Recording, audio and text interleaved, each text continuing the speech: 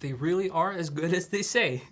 What do you think is the main factor that for building an acoustic guitar, a great acoustic guitar? Like, what's the most important part of this whole operation? Well, if you're talking about sound, definitely the most important part which we are looking into when we are trying to play with the sound and improve the performance is the top board, you know. The top. So top. And it's bracing. We apply unique and individual voicing process to all our tops. Okay. So if you think about it, like you take the top, which should go for this particular guitar, and then every single top. This is, for example, AA cedar. You know, so every single top, because it's wood, so it's natural material, so it behaves always a little bit differently, so we just measure these physical properties. Okay. Adjust the thickness in various areas around this top, and then we use that top for that particular guitar. And we do it on all guitars, and that's one thing which is common for guitars. If you go up in our range, you're going up to maybe Red Series and Rainbow Series, which is our custom shop. We do the same treatment to the backside for these guitars. Okay. You know, so we have like basically it works like that.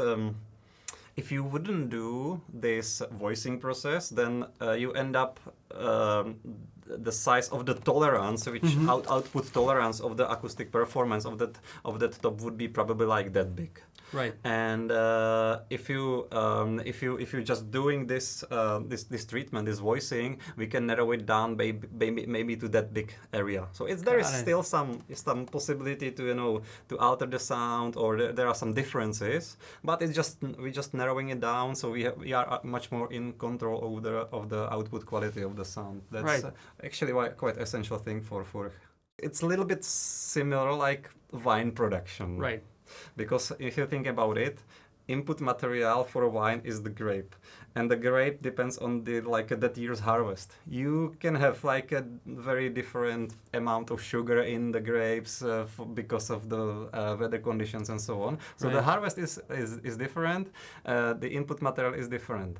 And that doesn't mean that you cannot make a great wine out of this. You can control the process of fermenting. You can add more sugar or less sugar or so, and you can have a great quality wine. But the taste will be every year different, you know. Right. And this is I find it very similar with acoustic guitar. That it's very important what kind of material you use and how you work with that material, how you adjust those physical properties in order to get this kind of like a tolerance.